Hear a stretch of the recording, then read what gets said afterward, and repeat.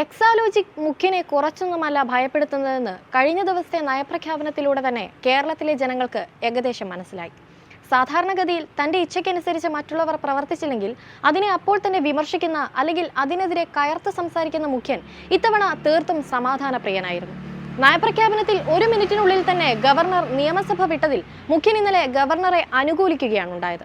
മാത്രമല്ല, നയപ്രഖ്യാപനത്തിലാകട്ടെ സാധാരണഗതിയിൽ കേന്ദ്രത്തെ അങ്ങേയറ്റം വിമർശിക്കുന്ന സർക്കാർ ഇത്തവണ എല്ലാം മയപ്പെടുത്തിയിരിക്കുകയാണ്.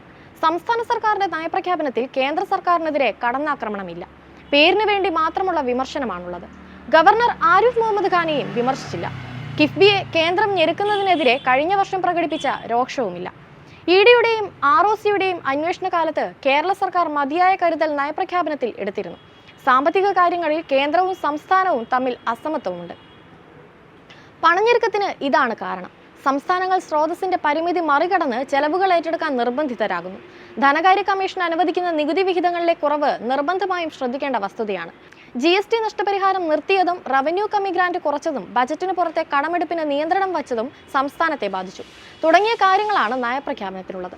മുഖ്യമന്ത്രിയുടെ മകൾ വീണ വിജയന്റെ എക്സാലോജിക്കിനെതിരെ കേന്ദ്ര ഏജൻസികൾ അന്വേഷണത്തിലാണ്. അതുകൊണ്ടാണ് കേന്ദ്ര വിമർശനത്തിന്റെ കാഠിന്യം കുറച്ചതെന്നാണ് ഉയരുന്ന ആരോപണം.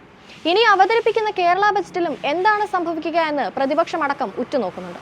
സാധാരണഗതിയിൽ അതും കേന്ദ്രത്തിനെതിരായ നയപ്രഖ്യാപനമാകാറാണ് പതിവ്. ഇത്തവണ എത്രത്തോളം രൂക്ഷത വിമർശനത്തിൽ ഉണ്ടാകുമെന്നതും ശ്രദ്ധേയമാണ്. ഏതായാലും പ്രതീക്ഷിച്ച കേന്ദ്ര വിമർശനം നയപ്രഖ്യാപനത്തിൽ ഉണ്ടായില്ലെന്നതാണ് വസ്തുത. അങ്ങനെ എല്ലാ അർത്ഥത്തിലും മയപ്പെടുത്തുന്ന നയപ്രഖ്യാപനമാണ് കേരളം തയ്യാറാക്കിയത്. വർഗീയതയ്ക്കെതിരെ സർക്കാരിന്റെ നയവും നിലപാടും നയപ്രഖ്യാപനത്തിലില്ല. 5 മാസത്തെ സാമൂഹിക പെൻഷൻ കുടിശ്ശികയാണെങ്കിലും ക്ഷേമ പെൻഷൻ പദ്ധതി വിജയകരമായി നടപ്പാക്കുന്നുവെന്നാണ് അവകാശവാദം. അതായത് എല്ലാം കൊണ്ടും കേന്ദ്രത്തെ വിമർശിച്ചാൽ എക്സാലോജിക്കിൽ മകളും സർക്കാരും കുടുങ്ങുമോ എന്ന ഭയം മുഖ്യനുണ്ടെന്ന കാര്യം വ്യക്തം.